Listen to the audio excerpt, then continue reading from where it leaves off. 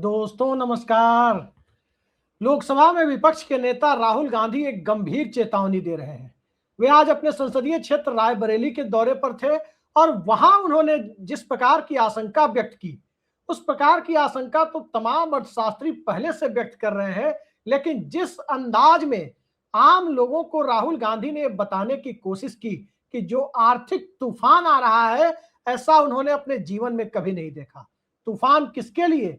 तूफान आम आदमी के लिए, तूफान किसानों के लिए, तूफान नौजवानों के लिए, बेरोजगारों के लिए, छोटे व्यापारियों के लिए और इन सब के साथ रोजगार पैदा करने वाले और स्थानीय स्तर पर रोजगार देने वाले असंगठित क्षेत्र के लिए। आखिर किस आर्थिक तूफान की तरफ राहुल गांधी इशारा कर रहे हैं और ये आर्थिक तूफान के हालात बने कैसे? राहुल गांधी तो ये भी कह रहे हैं कि चंद पूंजीपतियों का, जिन कॉरपोरेट घरानों के लिए नीतियां बनाई गई, उन कॉरपोरेट घरानों का इससे कोई नुकसान नहीं होगा, नुकसान इस देश के आम आवाम का होने वाला है। सवाल यह है कि गरीबों और गरीबी में जीने वाले लोगों की भावनाओं को लेकर 2013-14 से दिल्ली में राजनीति करने पहुंचे नरेंद्र मोदी और उनके नेतृत्व वाली भारतीय जनता पार्टी ने क्या वाकई देश को इस हालात में पहुंचा दिया है? सवाल उससे बड़ा एक दूसरा भी है। जिस दौर में हार्वर्ड नहीं हार्ड वर्क की बात कही जा रही थी, उस दौर में हार्ड वर्क करने वाले लोगों को 5 किलो राशन की सरकारी इमदाद पर घर क्यों बिठा दिया गया? लेकिन इन सवालों का जवाब ढूंढने के पहले पिछले 12 सालों में इस देश में क्या क्या हुआ है, जरा उस पर एक नजर सरसरी तौर पर डाल ली जाए तो काफी तस्वीर साफ हो जाएगी कि अर्थव्यवस्था के साथ खिलवाड़ कैसे हुआ और आम आदमी पिसता कैसे चला गया। 2014 की 26 मई को नरेंद्र मोदी ने सत्ता संभाली थी। अच्छे दिनों के वादे के साथ वो सत्ता में आए थे। सत्ता में आने के बाद जो नारे दिए गए, जो नैरेटिव गढ़े गए, उनके छोटे छोटे टुकड़ों को यदि एक जगह रखकर देखने की कोशिश करें तो startup India, stand up India, make in India और उसके आगे बढ़कर विश्व गुरु और पता नहीं क्या क्या बातें कही गई। लेकिन डिकेड ऑफ डिजास्टर बनाने वाली जो प्रक्रिया शुरू हुई, एक विध्वंसक दशक बनाने वाली जो प्रक्रिया शुरू हुई, उस प्रक्रिया में न तो कहीं स्टार्टअप इंडिया दिखा, न तो कहीं मेक इन इंडिया दिखा, न कहीं स्टैंड अप इंडिया दिखता हुआ नजर आया और न ही कहीं स्किल इंडिया दिखा। विश्व गुरु वाली बात तो दूर की बात है। लेकिन इन सब के बीच दो ऐसे फैसले, जी हाँ, दो ऐसे फैसले जिसने इस देश की अर्थव्यवस्था की कमर तोड़नी शुरू कर दी। एक फैसला गलत तरीके से जीएसटी को लागू करने का, एक ऐसा फैसला जिसने इस देश में राज्य सरकारों को काफी हद तक आर्थिक तौर पर पंगु बना दिया। हालात तो एक दौर में यहां तक पहुंच गए कि कई राज्यों को जीएसटी में अपना हिस्सा लेने के लिए सुप्रीम कोर्ट का दरवाजा खटखटाना पड़ा। और दूसरा, डिमोनेटाइजेशन का फैसला।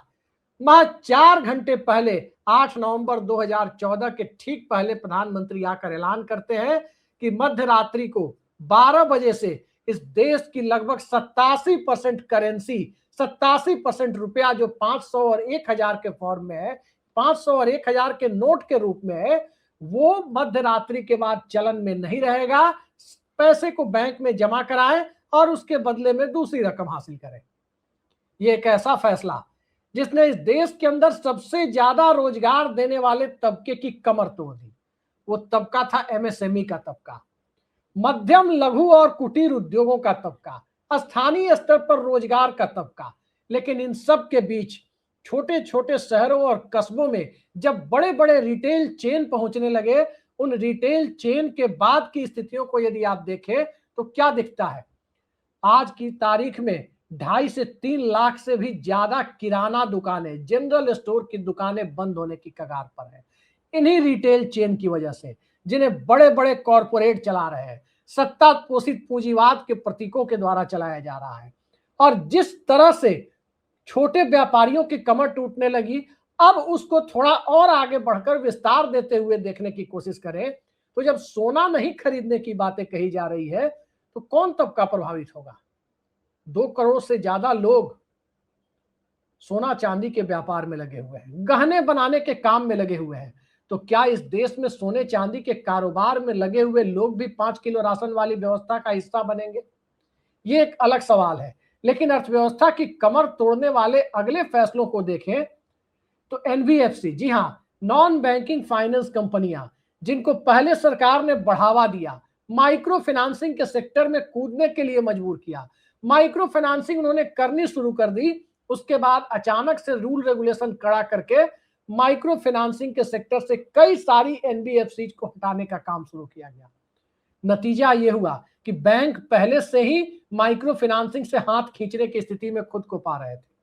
बैंकों के अंदर स्थिति यह थी कि जिसे प्रायोरिटी सेक्टर लेंडिंग कहते हैं अर्थव्यवस्था की भाषा में, यानी आम लोगों के लिए जो कृषि ऋण है, छात्रों के लिए लोन है, आवास लोन है, रोजगार का लोन है, वो प्रायोरिटी सेक्टर लेंडिंग से बैंक उस टारगेट को 40% के टारगेट को पूरा करने की स्थिति में पहले से ही नहीं थे। एनबीएफसी की भी कमर तोड़ने की कोशिशें हुई। नतीजा ये हुआ कि माइक्रो फाइनेंसिंग के जरिए लोगों को स्वरोजगार के लिए प्रेरित करने की जो कोशिशें थी वो भी धाराशायी होने लगी। और उसके बाद 4-5 घंटे की नोटिस पर कोविड के दौर में वर्ष 2020 में जो लॉकडाउन लगाया गया वो इस अर्थव्यवस्था के अंदर आखिरी ताबूत में कील की तरह साबित हुआ, जिसने 140 करोड़ लोगों के देश को करीब करीब पंक्चर कर दिया। राहुल गांधी उसी तरफ इशारा कर रहे थे। और इस पंक्चर होती अर्थव्यवस्था का पहला नमूना कहां से दिखता है? उस राज्य से दिखता है जिस राज्य से देश के प्रधानमंत्री नरेंद्र मोदी आते हैं। किस लिए जाना जाता है गुजरात को? गुजरात को जाना जाता है हम सब की थाली में नमक पहुंचाने के लिए। गुजरात को जाना जाता है इस देश की टेक्सटाइल इंडस्ट्री के हब के तौर पर, कपड़ा उद्योग। लेकिन इस देश के कपड़ा उद्योग को जितना बड़ा घाटा पिछले एक दशक में लगा, नतीजा यह हुआ कि बांग्लादेश और आसियान कंट्री की तरफ, ज्यादातर बांग्लादेश की तरफ इस देश के कपड़ा उद्योग पलायन कर गए, बड़े बड़े ब्रांड पलायन कर गए। और उसके बाद की परिस्थितियों में अर्थव्यवस्था की हालत दूसरे राज्यों में कैसी होनी थी इसकी आप कल्पना नहीं कर सकते। रेलवे की हालत वैसे ही चल रही है। सब देख रहे हैं कि रेलवे कैसे चल रहा है। इलेक्ट्रिफिकेशन के टारगेट को, विद्युतीकरण के टारगेट को रेलवे की उपलब्धि के तौर पर तो दिखाया जा रहा है। एविएशन सेक्टर की स्थिति भी बहुत अच्छी नहीं बताई जा रही है। ज्यादातर नए एयरपोर्ट जो मोदी एरा में खुले, उड़ान स्कीम के तहत खुले, उसमें कितने एयरपोर्ट चालू हालत में है जरा उन्हें भी देख लीजिए, और कितने को बंद करना पड़ा जरा उन्हें भी देख लीजिए। बहुत जोर शोर के साथ अयोध्या का एयरपोर्ट शुरू किया गया था, धार्मिक नगरी का। आज कितनी फ्लाइटें अयोध्या से दिल्ली जा रही है? देवघर के साथ एयरपोर्ट शुरू किया गया था, कितनी फ्लाइटें हैं उनके पास? दरअसल मध्य वर्ग के पास जब क्रय शक्ति की कमी होने लगी, पैसे मध्य वर्ग के हाथों में पहुंचने बंद हो गए, उसके बाद की स्थितियों में एयरपोर्ट और रेलवे चलाने की बात तो छोड़िए, पब्लिक ट्रांसपोर्ट के लिए जो व्यवस्था लागू की गई उसमें सरकारी अदूरदर्शिता ने कितना बड़ा रोल प्ले किया और किस तरह से आम आदमी को नुकसान पहुंचाया। हमारे आपके गाड़ी कमाई के टैक्स के पैसे को कैसे सरकार ने गुलछर्रे की तरह उड़ाया, जरा इसे भी एक बार देखिए। दिल्ली एनसीआर में मेट्रो बनी, बहुत सक्सेसफुल हुई, बहुत सफल रही, और उसकी देखा देखी बिना कोई फिजिबिलिटी टेस्ट किए, बिना कोई आर्थिक रिपोर्ट हासिल किए, बिना किसी परिवहन तंत्र की में विशेषज्ञता रखने वाले लोगों की या उनकी संस्था की रिपोर्ट हासिल किए, छोटे छोटे और मझोले आकार के शहरों में जिस ढंग से मेट्रो बनाया गया, उन मेट्रो में जरा जाकर देख लीजिए कि यात्रियों की स्थिति कितनी है। बेहद कम। चाहे पटना हो, लखनऊ हो या दूसरे शहर हो, भोपाल हो, कई जगह पे आप जाकर देख सकते हैं कि मेट्रो को चलाना सफेद हाथी साबित हो रहा है। इसलिए क्योंकि देखा देखी मेट्रो बनाने के पहले सोचा नहीं गया, और जब सोचा नहीं गया उसके बाद उस मेट्रो में यात्री मिलने बंद हो गए। यात्री कैसे मिलेंगे? जब रोजगार का सृजन होगा उन शहरों में जहां मेट्रो चल रही है। लेकिन रोजगार सृजन की बजाय वर्क फ्रॉम होम का कल्चर आईटी सेक्टर में डेवलप करने लगा। जिन राज्यों में प्रशासनिक शहर हैं, मसलन पटना, लखनऊ जैसे शहर, उन राज्यों में कोई आर्थिक ढांचा सर्विस सेक्टर बेस्ड नहीं है, वहां दिल्ली जैसी कल्पना की गई कि मेट्रो सफल हो जाएगा, वहां मेट्रो को फेल होना ही था। अब सवाल ये उठता है कि उसके बाद की परिस्थितियों में राहुल गांधी जिस तूफान की बात कर रहे हैं, वो तूफान आम आदमी पर कैसे असर डाल रहा है? आम आदमी पर उसके असर को देखें तो सरकार के पास घूम फिर कर एक ही जवाब होगा कि ईरान में युद्ध चल रहा है और ईरान के युद्ध की वजह से आर्थिक स्थिति गड़बड़ा रही है। लेकिन प्रधानमंत्री नरेंद्र मोदी गरीबी के जिस दुष्चक्र की बात कर रहे हैं कि दुनिया गरीबी के दुष्चक्र में फंस सकती है, दुनिया दरअसल गरीबी के दुष्चक्र में फंसे या ना फंसे, 140 करोड़ लोगों का दुनिया का सबसे बड़ा लोकतंत्र जरूर गरीबी के दुष्चक्र में फंसता जा रहा है। भले ही आंकड़े कुछ भी दिखाए जाए। भाजपा नेता सुब्रमण्यम स्वामी कहते हैं कि भारत के डेटा और आंकड़ों पर दुनिया में कोई भरोसा नहीं करता, लेकिन उस डेटा और आंकड़े से इतर जाकर यदि इस देश को देखने की कोशिश करें तो कई सारी चीजें साफ होती है कि गरीबी के दुष्चक्र की बात प्रधानमंत्री मोदी जो कह रहे हैं, भले ही अंतर्राष्ट्रीय स्तर पर वो प्रेस का सामना करने से, पत्रकारों के सवाल से बचकर भागते हुए दिखे, लेकिन मूल समस्या और अर्थव्यवस्था से कोई भी सरकार बचकर नहीं भाग सकती। बचकर भागने का एक ही तरीका है, सत्ता छोड़कर चले जाना। तो क्या वो वक्त करीब आ चुका है? वो वक्त कितना करीब है, कितना दूर है, ये दरअसल राजनीतिक चश्मे से देखे जाने वाली बात है। लेकिन जरा आर्थिक और सामाजिक परिस्थितियों पर और इस देश के आम आदमी की माली हालत की स्थिति पर उस चश्मे से देखने की कोशिश करें तो कई बातें एक साथ साफ होती है। पहली ये कि एग्रीकल्चर सेक्टर, कृषि का क्षेत्र, जिसमें जरूरत से ज्यादा लोग मौजूदा सरकार की आर्थिक नीतियों के कारण धकेल दिए गए, क्योंकि किसी दूसरे सेक्टर में रोजगार नहीं है, गांव में और छोटे शहरों में 5 किलो राशन पर बिठा दिए गए। नतीजा ये हुआ कि कृषि सेक्टर में जितने लोगों की जरूरत है उससे कई गुना ज्यादा लोग वहां पहुंच गए। डिसगाइज्ड अनएम्प्लॉयमेंट की स्थिति वहां पैदा हो गई। अब उसके बाद की स्थिति को देखें, मैन्युफैक्चरिंग के बारे में मैंने कई बार बताया कि यह देश मेक इन इंडिया या मेड इन इंडिया नहीं, असेंबल इन इंडिया पर चल रहा है। और जब असेंबल इन इंडिया की बातें चल रही है तो असेंबलिंग के लिए कितने लोगों की जरूरत पड़ेगी, कितना रोजगार मिलेगा? असेंबलिंग में बेहद कम रोजगार मिलना है। उसके बाद जब लिथियम बेस्ड इकोनॉमी की बात खासकर इलेक्ट्रॉनिक सेक्टर में सामने आने लगी, भारत लिथियम के मामले में आत्मनिर्भर होने या लिथियम के स्वतंत्र सोर्स को ढूंढने की दिशा में किस दिशा में गया? कहीं कुछ नहीं। इलेक्ट्रॉनिक नैनो चिप की बातें जब शुरू हुई, चिप प्रोडक्शन के मामले में क्या हुआ? महाराष्ट्र में लगेगा, गुजरात में लगेगा, गुजरात में नहीं लगेगा, महाराष्ट्र में लगेगा, महाराष्ट्र में नहीं लगेगा, गुजरात में लगेगा। इस तरह से लंबे समय तक इस पूरे प्रोजेक्ट को लटकाया गया। नतीजा यह हुआ कि चिप प्रोडक्शन का, स्वदेशी चिप प्रोडक्शन का मामला एक तरह से आगे बढ़ने के बावजूद करीब करीब खटाई में चला गया। अब ऐसी स्थिति में चीन का मुकाबला कैसे होगा? चीन पूरी दुनिया पर आज अपनी मैन्युफैक्चरिंग के बूते, अपने विनिर्माण के बूते राज कर रहा है। चीन पूरी दुनिया पर आज राज कर रहा है, तो चाहे वो कृषि क्षेत्र में उसका उत्पादन हो, चाहे औद्योगिक क्षेत्र में उत्पादन हो, चाहे सर्विस सेक्टर में उत्पादन हो। आज तीनों सेक्टर में भारत के अंदर जो स्थिति है उसको जरा तीसरा यानी सर्विस सेक्टर के जो दूसरे छोटे छोटे अंग है, जिसमें कुछ स्पेशलाइज सेक्शन है, मसलन आईटी, मसलन एजुकेशन, इन शिक्षा, इन सब को देखने की कोशिश करें तो क्या सामने आता है? सरकारी से लेकर प्राइवेट तक एलिमेंट्री एजुकेशन, जिसे प्राथमिक शिक्षा कहते हैं, जरा उसे घूमकर देखने की कोशिश की जाए तो हालात बद से बदतर है। थोड़ा ऊपर आकर हायर एजुकेशन को देखने की कोशिश की जाए तो जो बने बनाए प्रतिष्ठित शिक्षण संस्थान थे, वहां तो टीचर और प्रोफेसर की जगह टैंक लगाकर राष्ट्रवाद का सीख देने की कोशिशें की जाने लगी कि यहां टैंक लगा देने से राष्ट्रवाद आ जाएगा। ऐसी बातें भी एक दौर में कही गई।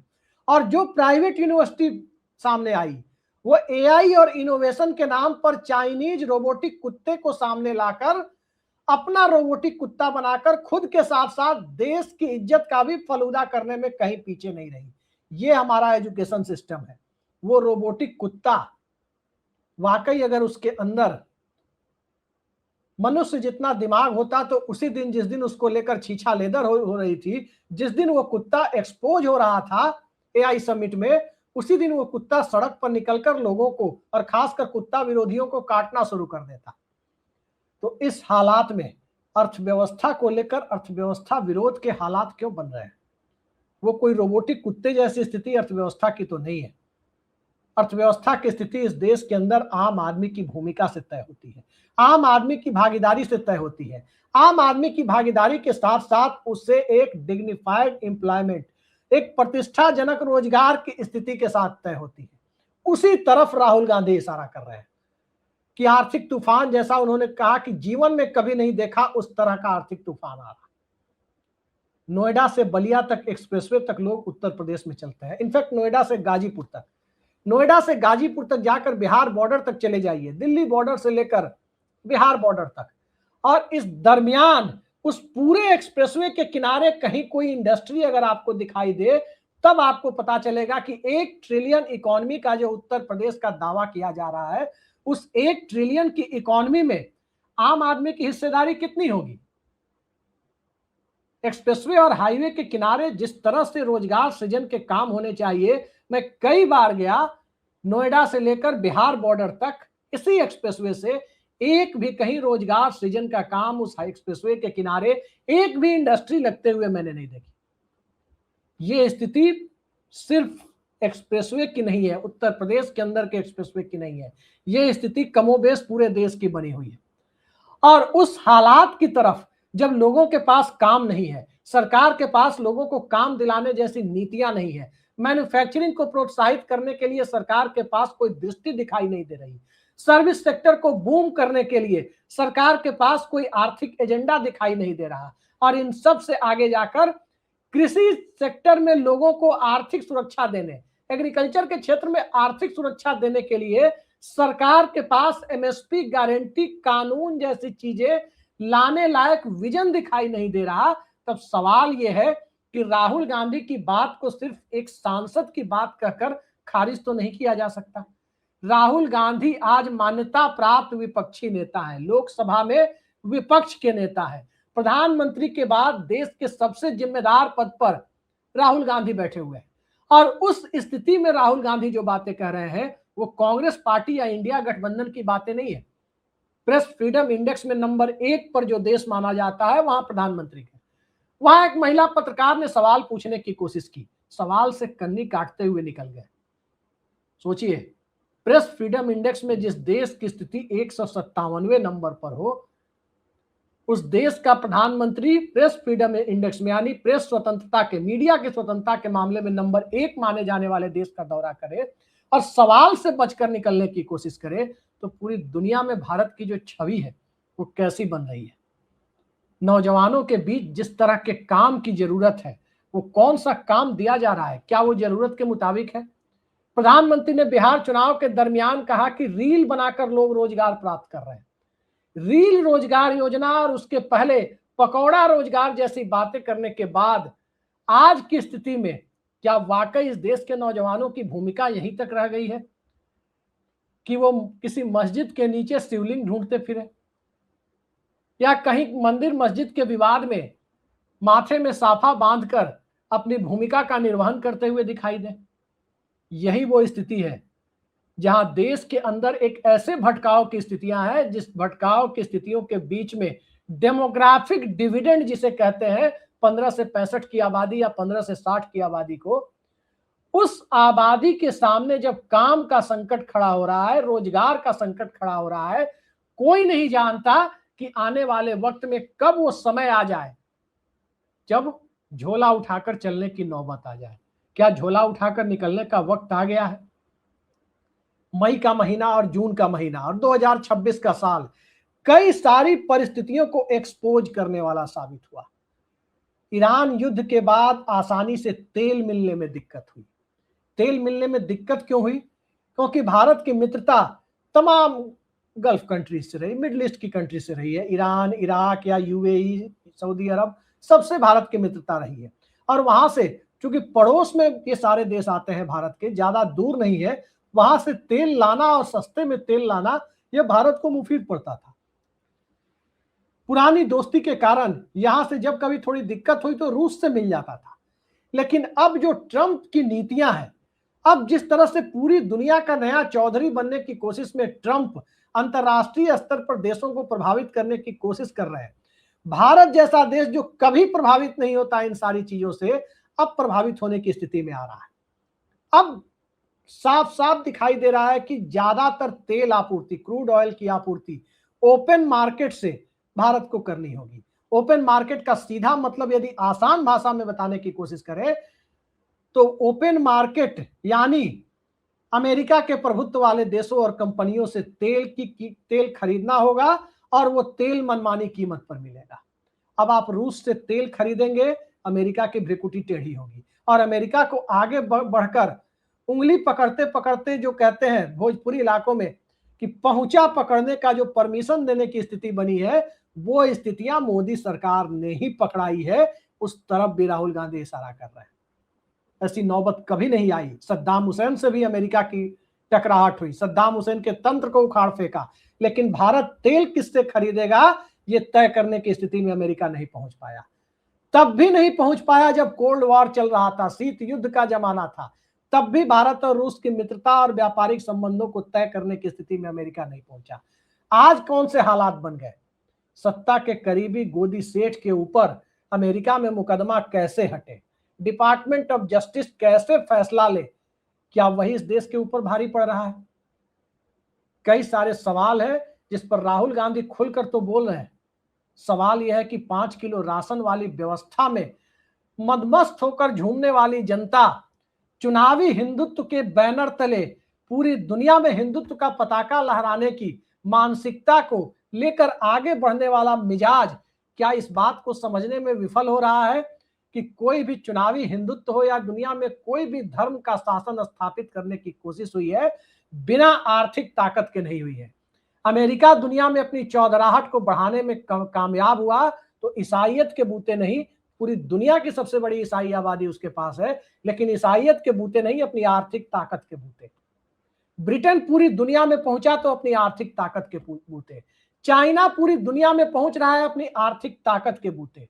भारत भी पूरी दुनिया में विश्व गुरु बनने की महत्वाकांक्षा रखता है तो उसे अपनी आर्थिक ताकत को बढ़ाने की जो कोशिश करनी चाहिए थी उसे एक डिकेड ऑफ डिजास्टर यानी एक आपदा के दशक में पिछले 14 से लेकर 24-25 के साल को तब्दील कर दिया गया। ये कहने में आज की तारीख में कोई झिझक नहीं होनी चाहिए। साफ दिखाई दे रहा है कि राहुल गांधी जो बातें कह रहे हैं अब यहां से झोला उठाकर निकल जाना ही एकमात्र सत्ता में बैठे हुए लोगों की राजनीतिक व्यवस्था है या उस व्यवस्था को स्वीकार करने की परिस्थितियां अब सामने आ रही है, ये देखने वाली बातें हैं। झोला उठना तय है, झोला उठने से रोका नहीं जा सकता, लेकिन उस झोले के पहले आपका, आम आदमी का, इस देश के मेहनतकश आवाम का झोला जो पिछले 10-12 सालों में उठा है उसे भरने की कवायद कितने दिनों में कामयाब होगी? क्या उसमें भी 1 दशक लग जाएंगे? सवाल यह है कि 1 दशक भी तभी लगेंगे जब कोशिशें आज से शुरू हो। अगर ऐसी कोशिशें होती हुई आपको दिखाई दे रही है तो कमेंट बॉक्स में हमें जरूर बताएं। आज के लिए इतना ही। नमस्कार।